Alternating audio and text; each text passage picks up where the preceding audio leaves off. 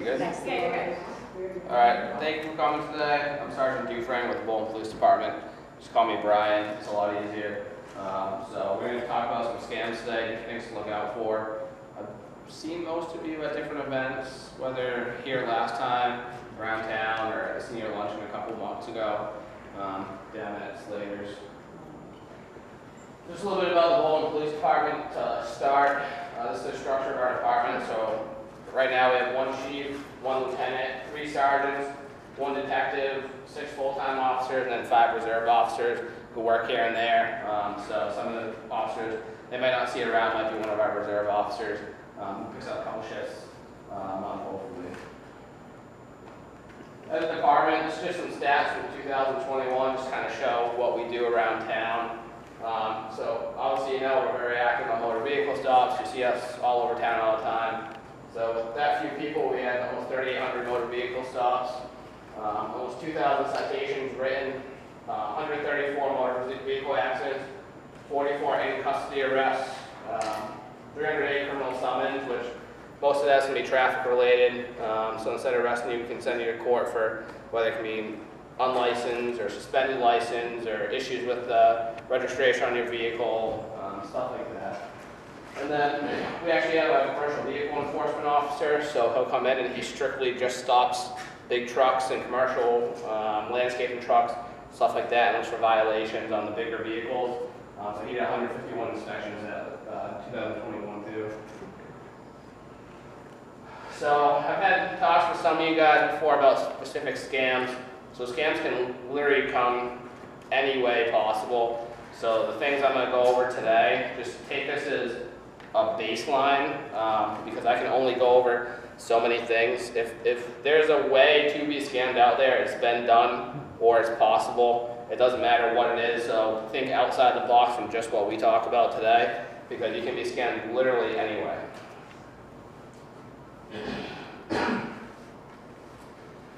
So one type of scam that's pretty common are phone calls. What we saw a couple months ago, you'll see if you're active on Facebook and you follow police agencies, a lot of them post different things. You'll see a trend that will pop up that's common for scams for that time, and that will die down. And then another type of scam will kind of rise up, and then that will die down. It kind of comes in waves. But one of the ones that was recent was that you might get a call from an agency, but it actually comes up as the actual agency's phone number with the name. So it could be a scam call, but it would be the Bolton Police Department with our actual number when it calls you. But then if you tried to call back and we answered, we'd be like, no, we never tried to call you. So just keep in mind that government agencies will never call you and ask for your personal information over the phone. The IRS police does not exist. They have IRS agents, but the IRS police are never going to ask you and call you for information over the phone. This scam has kind of died down a little bit, but a couple of years ago, this was the big one. Everyone was getting called from the IRS police to give your personal information over the phone. That will never happen. Sorry, I just sound corny. Every year when it starts getting cold, my throat kind of gets scratchy for a couple of days. Again, never provide your personal and financial information over the phone. It doesn't matter. Even if you think it might be the bank, the IRS, whatever it is, if you're in doubt, hang up and call the number back for, let's just say it's Clinton Savings Bank down here. Give them a call back directly. Because like I said, the number might come up as an actual Clinton Savings Bank. It might be the real number, but when you call that number back, they're going to be like, no, we never called you. So if you are in doubt, give the number a call back, call the branch, call whatever agency is saying they're calling you, double check with them before you ever give out any information because they should never be calling you and asking you for this information over the phone. Some other common scams, these have been going on since I was a little kid. I remember these like back in junior high. Family members in jail looking for bail money, or a family member stuck overseas looking for money to return home. So the only way you can be bailed out in Massachusetts is cash.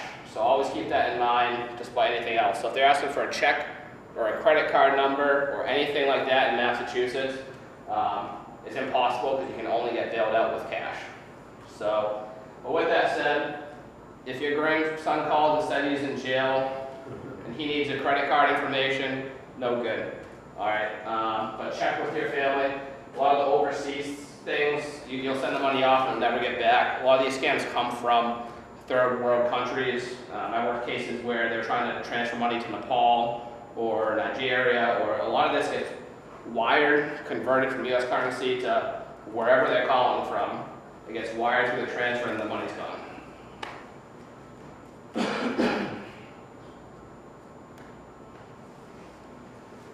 So, I know these are a little bit small down here. Most of the picture is an example. I'll explain. It's just an example of whatever we are talking about on the slide. So other common scams come through text messages. So, Scam. you want me to talk to them? So another way that there's a lot of common scams are text messages. So it's going to come with links, the blue hyperlinks, the things that you can click on.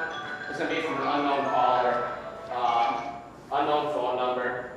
So some of the different things that will come through the text messages up here, for example, is a message stating that you want a prize waiting to be claimed. Then you have to click on the blue hyperlink, and you click on it, and then you start going down the rabbit hole of whatever, providing personal information, or this or that. Some other text messages you might get might be a tracking number saying you have a package on the way. Well, if you never ordered a package, why would you be getting a tracking number sent to you?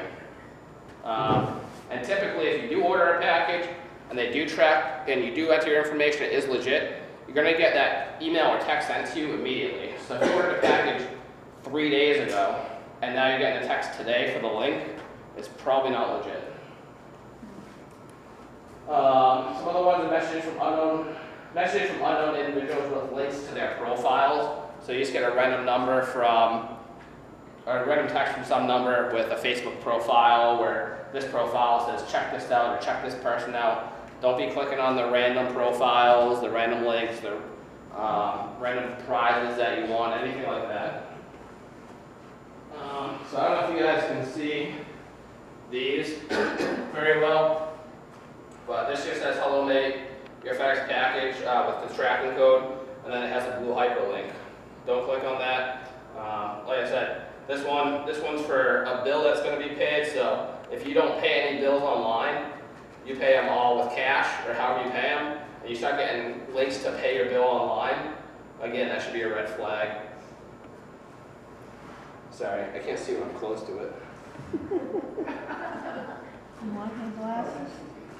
No, maybe. The other one's just saying that you want a prize. Like I said, so these are just some examples, but again, these can come in any, if you can get scammed in a certain way, people have tried it. So again, just keep the theories behind these in mind, because I can't tell you every possible way that you could get scammed.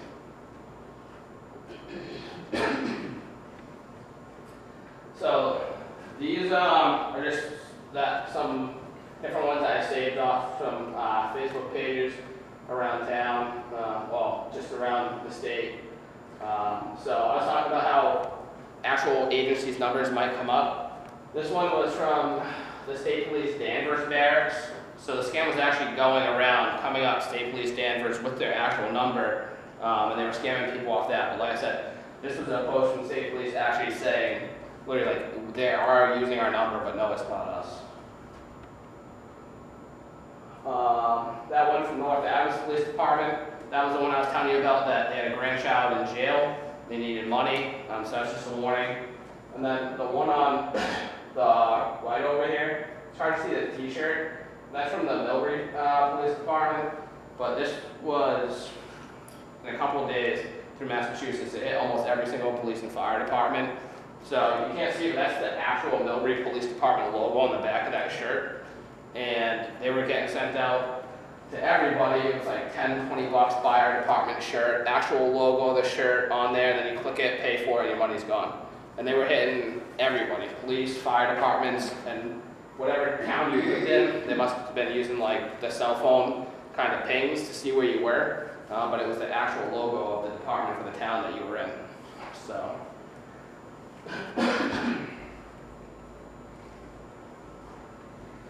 Again, some of these are really small. I apologize for that, but a lot of issues with emails, they can get stuck into scams on. So again, don't click on any links from unknown senders. That's kind of the common practice, as you can see, whether it's a text message or whatever it is. If you don't know who they are, don't click on it. So don't provide any personal information through the email, again, because if it's a legit company, you should have spoke with the representative or whoever when you signed up for the account, or you should put the information in yourself, so you don't know where any of this information is going. All right, then this last part says look for grammatical and spelling errors in emails. I know this is really small, but this is the to line, and if you look on it, this isn't the actual email address. If it's an email to you, but it's not your email on there, that's a red flag, right?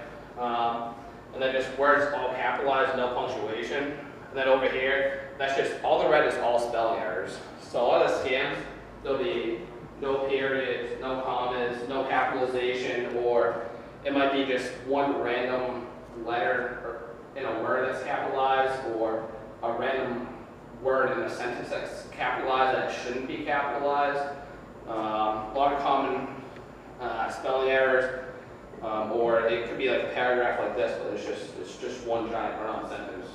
So anything like that, if you see in this like a lot of spelling errors, a lot of grammatical errors, anything like that, it's definitely a scam, because any legitimate place would proofread it and not send out an email to everyone with all these errors in it. So this is slowing down, but for like the last year or two, this has been huge. I don't even know how much money was probably taken from people on these gift card scams. So the caller may say they're from a government agency looking for a payment. No government agency is ever going to take a payment with a gift card.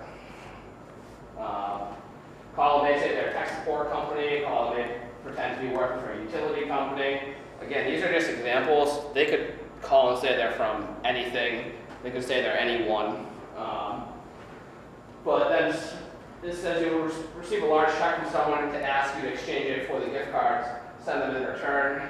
Just remember, no bills, fines, or taxes will ever be paid in gift cards. So I've seen people in town get taken for this. For example, one was Worcester County Sheriff's Office was calling, saying that there was a lien on your house if you didn't send whatever the amount was in iTunes gift cards. They were to come and kind of seize the house and this and that. And they panicked, and luckily they called us prior to sending the gift cards out. But what they'll do is they'll rush you. They won't give you time to think about it. You'll put the money on the card. You'll send them the photo of the card, whatever it is. They'll scratch the back off, and then they have the card number on the back, and then they just pull the money off the card. So, and once the money's off the card, the money's gone. So, but just remember, you're never going to pay anything in gift cards.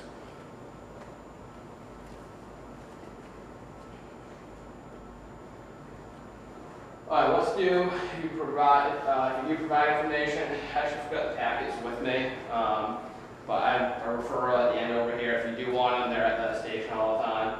But if you do give up your information, notify the companies where the fraud occurred, freeze all accounts you have with that company, change all your login information for accounts, and then notify one of the 3 credit bureaus and report the ID theft to the Federal Trade Commission. So the Federal Trade Commission is a government entity where I got most of this information from. They focus specifically on being able to protect you from identity fraud. They'll be able to flag your social security number, stuff like that, see if it's being used in fraudulent ways. Like I said, I wish I brought the books with me, but yeah, I have them at the station if anybody wants them. All right, how you can fix if you do make a mistake. Obviously, if you do make a mistake and you do reach out to the company that it went through, say it was an Amazon account, or say it was your credit card and the bank.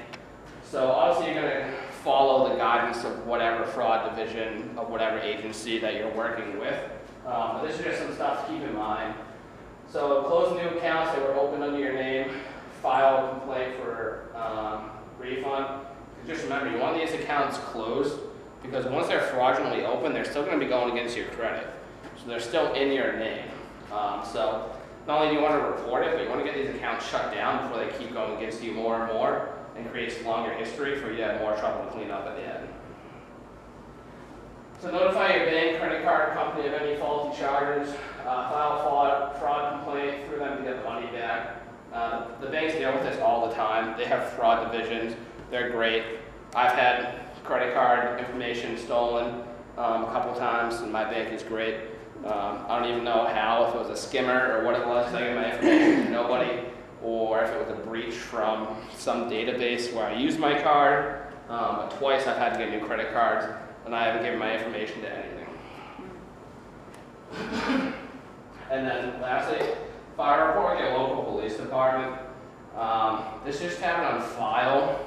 I'll be honest, we really don't investigate into these. It's just kind of impossible because, like I said, the number that you give us, a lot of times we call back and the number is not even in service, or the number takes you directly overseas, or I call it somewhere somebody will pick up and you can hear it's like they're in like a call center and it's very broken English, and as soon as you say the police department, they hang up on you. Like I said, a lot of this stuff is from overseas. I've had people in town share their screens. Also, don't do that. Don't ever share your screen with anybody. She noticed while they were screen sharing that her money, like I said, was being converted from US dollars to Napoleon, whatever currency they use. And that's the only thing that stopped her from hitting send on the wire transfer, is because she saw that her money was getting converted into a different currency and she thought that was weird. But unfortunately, she didn't think anything was weird about sharing the screen or anything like that to that point. So I kind of said before that it won't give you time to think. If they kind of realize they hooked you in a little bit on the scam, they're going to be very persuasive and they're just going to be resilient. They're not going to give you any time to think. They're going to be like, no, you need to do it now, like go get the money now, like we're waiting, like go get it. And there's going to be no alternatives. It's going to be one way. So they might be like, okay, we can only use Trend or Western Union Bank. Like that's the only way we can wire money. And you need to do it now. You need to do it now. They'll keep calling you and they'll keep calling you. So now if you kind of have time to slow down and think about it, that you might catch on. So they're going to keep pushing you real hard until you transfer that money to them. And then this said, it seems too good to be true, it probably is. When in doubt, reach out to your local police department for providing any information. Like I said, you can also reach out to whatever company it is or whatever agency. So like I said, the scams are endless, but whether it's your bank or whatever, if you're in doubt, hang up, call the number back, because there could be a chance that when you call them back, they're going to tell you that they weren't trying to reach out to you.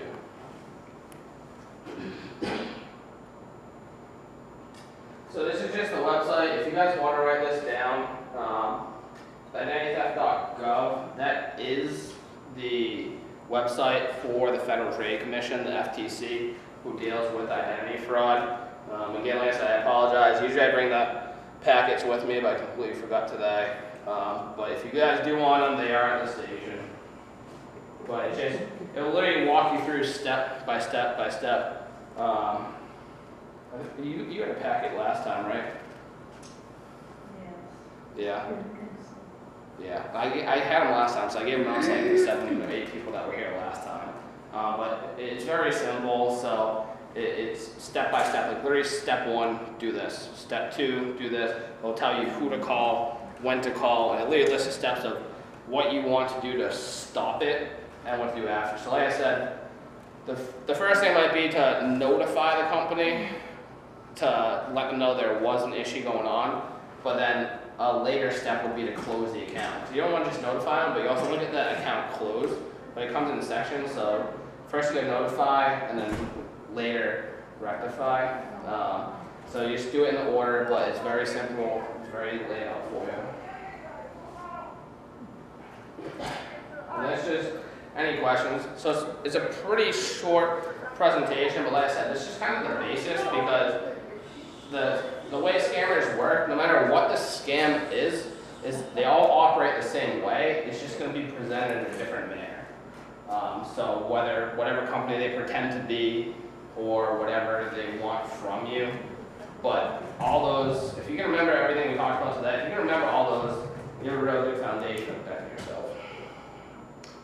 Sergeant, let's say you receive a check in the mail for, say, $2,600. That looks pretty enticing right now. So you think it might be a fake, but everything is perfect. It's got the security codes, it's got the routing numbers. So you take it to the originating bank, and they say, we can't tell you if it's legit. I took it to my own bank and said, I think this is a fake check. And so they said, sure, deposit it. So I deposited it. They put a 2-week hold on it. Sure enough, after a week, it bounced back. And because I warned them about it, they gave me credit for that, the bounce check charge. But what else would you do with such a thing? Well, I would say one, why would you get a $2,600 check, right? So Like what a prize. that should be your first red flag right there. I mean, I don't even like spending my money, never mind sending it to a stranger. So, right there, you should be like, well, why am I getting one? If in doubt, I mean, I wouldn't even try to cash it if you don't know why you're getting it. If you bring it up to the police department, we can always take it. Our detective's very good. There's a whole lot of different ways. I mean, every bank has its own fraud division. Every check has its own tracking number. You can figure out who the checkbook was assigned to. A lot of it's online now. But if you bring it up to the station, the detective's very good. So you could probably figure out, obviously, what bank it came from, who it was registered to. But yeah, I wouldn't just be cashing a check just to show up in the mail. So there's gonna be something more to that because nobody just gives out money. They want you to call. And there's no such account once it got to the point of origin. Another question. What is illegal about remailing the schemes? What do you mean remailing? Packages come to you from American stores, and you're told to send it to a customer overseas. That one I'm actually not too familiar with. I haven't had to deal with any of those personally. I can look into it. At that point, it's a gift, keep it. Yeah. Yeah, I'm not sure. At that point, you've enrolled as an employee, and you've given them all your data. Yeah, I'm actually not sure about that. I personally haven't had to deal with any of those, and I haven't been working while anyone has had to deal with any of that type of scam, but I can look into that. Brian, what I found is that if someone calls you up and starts talking to you, you don't know this person, and they want anything, doesn't matter what they're asking, you just say to them, I do nothing over the phone. If you want to send me some information, and by the time you can send me some information, you'll hear click and I'll hang up. Yeah. Because they're just not, so just say, I don't do anything over the phone, and they will hang up. Mm-hmm. And it works. Yeah. And everything. If it's an old friend, they'll call you back. Yeah. And like she said, I mean, if it's legit, they might call you back. I have found that a lot of, like I said, a lot of it's from overseas, so a lot of the callers have accents or broken English. A lot of it's just overseas. So if it says it, I'm not saying that that's a giveaway, but I mean, if you're getting a call from, I don't know, whatever agency you want, and it's very broken English, and it's kind of like, the sentences are kind of very broken, I'd probably hang up and call back. Like I said, I don't want to say that there aren't people who don't work for places that speak broken English. Just the commonality between the scams is a lot of times it's somebody with a heavy accent. But no government agency will call you. No. Never. They will send you a notice, Yeah. but they will never call you. Yeah. They'll never ask for payments over the phone. No. They'll never, like I They said, won't even call you. yeah, gift cards. I mean, I think it's just kind of common sense. I mean, when in your life have you ever paid for anything with a gift card? I mean, nothing's changed. When you get called from something that says, we are a police association, and we're collecting money for the local organizations and whatnot, I always say, I give direct to my local organization. Yeah. And that's See, the best way. You don't want to even say- those ones sketch me out, because I got a call the other day from one, and I forget what town it was. It was like one town next to me. I lived just south of Worcester, but it was an Athol number that called me. And the police departments do hire outside entities to go and make the robocalls and call you and collect the money. But most will make a Facebook post about it or notify you some way, like, yes, we actually are. You're better to Those ones give- do sketch me out just too, give- though. I never believe just those give ones local. either. Just give local, you're Yeah. much better off. They're the ones who are gonna work with you and help you. And another thing, every now and then, I'll see it's a scam call coming in. And then a day later, it comes in again. And a day later, finally I pick up on it. And I say, Bolton Police, can I help you? Yeah. No, like I said, I mean, some of those are actual, they are legitimate fundraisers for the police department. Fundraisers. But like I said, I mean, like I said, it could be the Bolton Police Department, but the company we hire could be out of, I don't know. Does the Bolton Police deal with them? I don't think so. I haven't had to deal with those. We don't do any fundraisers. I've been here since 2018. We have never held any kind of fundraiser. That's right. The police department itself is very broken up from the union body when it comes to fundraisers and stuff. Like, we still wear specialized patches and stuff, and our shirts and whatnot, but all of that money goes directly into a union body account run by the e-board, and then that money gets donated out to whatever cause it is. The police department's not even involved in it. So, like I said, the union body, like if you see posts about like the BPD project, past project, like we are selling shirts right now, but that's completely separate from the police department, but the actual department itself never looks for. And even the fire department, if they're looking, they have an association, the fire department, so, and that's who they work through for doing any money. It's Yeah. like the senior citizens, like our group, the Council on Aging. We have the Friends of the Bolton Seniors. Yep. And they are the ones who can bring money in and do things. We, as Council of Aging, we can't. Yeah, so I don't think the fire department is any kind of fundraising either. So if you see like on Facebook, like the BPD patch project or the Bolton Fire Association page, like we'll do fundraisers for that. So BPD will sell candles and shirts for different things. The fire department sold candles last year. So those could be legit coming from, either association or this or that. And the police department has its own separate Facebook page, and then the fire department and EMS has its own separate Facebook page from the association. So that they might share it for us, but the actual police department and fire department don't do any fundraisers. It's all the union bodies, which we really keep separate from If each you're other. not sure, call the department and inquire. Yeah, so, I'm on the union body, so I can definitely tell you what we're selling. Anybody wants anything, I can give you some pictures later, so.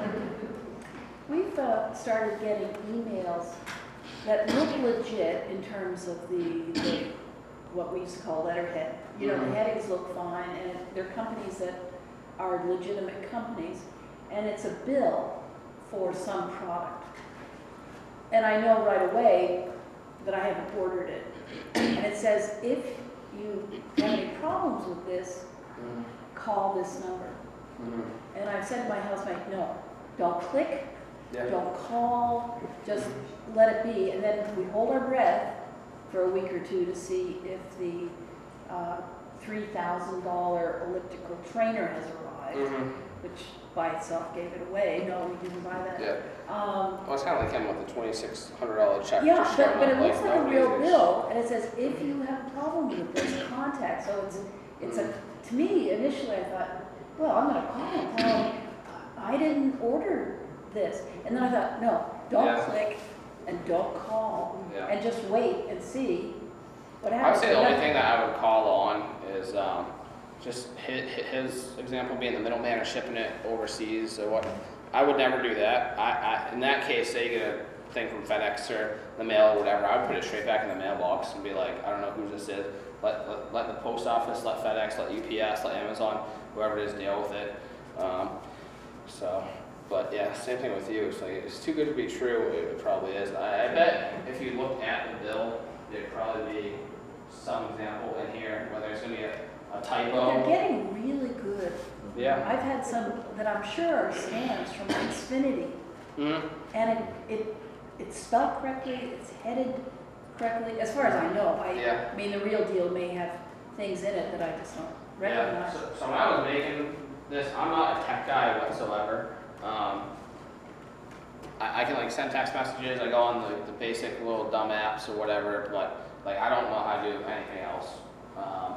So one example was for any tech savvy people in here is these URLs. You can actually click on them and float over them, and when you just float over it, a message will pop up. And some of them have weird domains that wouldn't make sense. Again, I'm not a tech guy. If you know how that works, though, good for you. But that's another way to protect yourself. Just don't click on it, but float over it, and it'll pop up with some more information, and that will be able to give you some more information if like the origin of the link doesn't really make sense. But again, I don't even know how to do that. So I had a call from Social Security, and they wanted to go over my information. And I said, excuse me, but they'd send me a letter, and I hung up on them. yeah, But it was, you know, yeah. I mean, what's that? I mean, the Social Security number is obviously probably the biggest one because that's your entire identity. But any of it is no good. So, like I said, if you did give that out, you would need to immediately notify the Federal Trade Commission or the FTC and start going through the steps you need to do. Because they can start monitoring your Social Security number and anything that seems fraudulent after that date, or track it and be like, but this account or this mortgage was open in Texas under your Social Security number, and they're like, well, Connie's still living in Bolton, Mass, and can just buy a house in Texas, so I don't understand why the mortgage is under her Social Security account. No question? and another thing, you can run into this. On Facebook, I get a lot of requests to be your friend, but I just click them off. Yeah, I usually just let them sit there for a little bit to give them hope and then delete them a couple weeks later. Any other questions about anything? So I know that's kind of quick, but like I said, I mean, we would literally be here for, if I went over any kind of scam possible, we'd be here for literally weeks. And I mean, just in this room alone, he gave me an example that I wasn't really sure on. So again, the biggest thing to just remember, so it's too good to be true, probably is. Don't click on any links from anyone you don't know. Nobody's gonna send you money for free. You can't pay for anything in gift cards.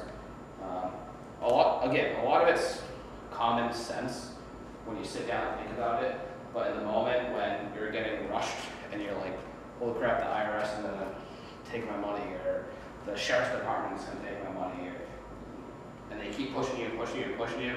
But I mean, a lot of times I've talked to people where it's like, once they calm down or after the fact, they're like, oh my God, I can't believe I did that. But at the moment they're getting pushed, and they're worried because of whatever agency's calling them, it's a lot different in the moment. And friend requests from people you're already friends with. I always check, yep, I'm good friends with them. And then I bring up their name and, there's a few different, and it's like, no, they've been scammed, and now someone else is using their, or putting in. I would even say too, even people you're friends with, their accounts get hacked. So even if it's, say like we're friends on Facebook, we've been friends for 10 years on Facebook, but we've never talked on, like we never messaged each other back and forth or anything. We're just friends from knowing each other in town. Well then all of a sudden, after being friends with her on Facebook for 10 years, she messages me one day, and there's a hyperlink in there, and it says, hey, I know we haven't talked in a while, I just wanted you to see this article. And it has a link on there. Well, I've been friends with her for 10 years on Facebook. We've never talked on Facebook. Now after all this time you want to message me, getting caught up on an article with a link in it. So a lot of accounts do get hacked. It will be your friend. It will be their real account, but there's going to be scams getting pushed or hackers getting pushed through that account. So that's a good point, though. About 20 years ago, a local company received a nice written letter, and it said, we need your help in bringing $10 million over, and we'll pay you 10% if you'll help us do this. This was from Nigeria. Nigeria. From the See, king. overseas again, and now they're going to give you 10%. Now they need you so bad, but they're going to give you 10% of all the money that they're trying to make. So. I think one thing that makes it hard is with the new cell numbers, you can't recognize local numbers as easily now, so you have no idea where they're from. Yeah, it's Or definitely they're tough. using local cell numbers. Yeah, Oh, So but they always it'd use be- local phone numbers. Right, Yeah. even if they're not calling from local. yeah. Mhm. When in doubt, throw it out. Again, or they might be using a local number, but they might be using the real number. They might actually be using the Bolton Police Department number, but it's not going to be the Bolton Police Department when you pick up. I don't know. I'm one of those people that if I don't know the number, I just won't answer. And if you do need me, you'll leave a voicemail Yeah. or shoot me a text or something, or call me again at a later time. But most of the time, if a number comes in and you don't answer it, they're not going to call you. But I don't know who I was talking to at the last presentation, but if a number does keep bombarding you, you can always block a number too. If they're not leaving you alone, just block the number. So if you know how to do that, I can show you today, or ask somebody who does. You just go in and go to the number and hit edit and scroll down, and it'll be like, I don't know if it's red, depends on the phone, but say block this number, then that number won't be able to call you, text you, nothing. Now, I can do that on my cell phone, but on my home phone, it's a different story. Yeah. Yeah, I don't even have a home phone, so I wasn't even thinking about that. I guess just keep ignoring them if they're on the home phone. Well, I wait to see, Actually, one second. You might be able to go through your phone company though. Like, you might be able to go through your phone company directly. I say, I don't know who you have, say it's Comcast, Verizon, whatever. I would just call Comcast directly and be like, this number almost not call me. Can they do something for the landline? if you usually wait a couple of, for them to ring a couple of times, you know, like I say, leave a message. And if they don't leave a message or they don't ring more than, because usually after 2 times they hang up. I just think too about like people being rude. Like, at what point in your life have you ever like dealt with a bank or a professional agency and the person's getting rude and rushing you? Like, when they ever like talk nasty to you or ever like get frustrated with you? Like, no matter who you talk to, like they're always, or they should be, but they're always like professional and just patient, and they explain it the same way every time. Like, they never get frustrated with you. They never rush you more. They never push you more. They just they stay the same demeanor all the time when you're dealing with a real agency.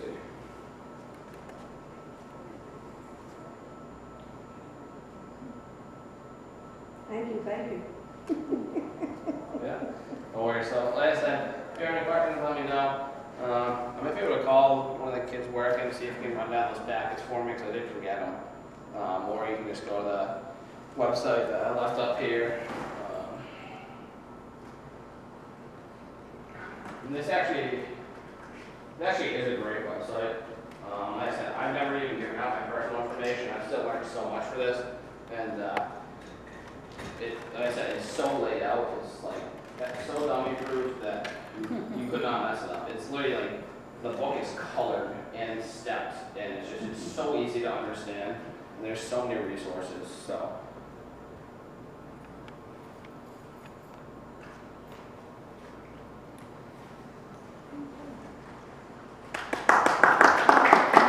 Thank you.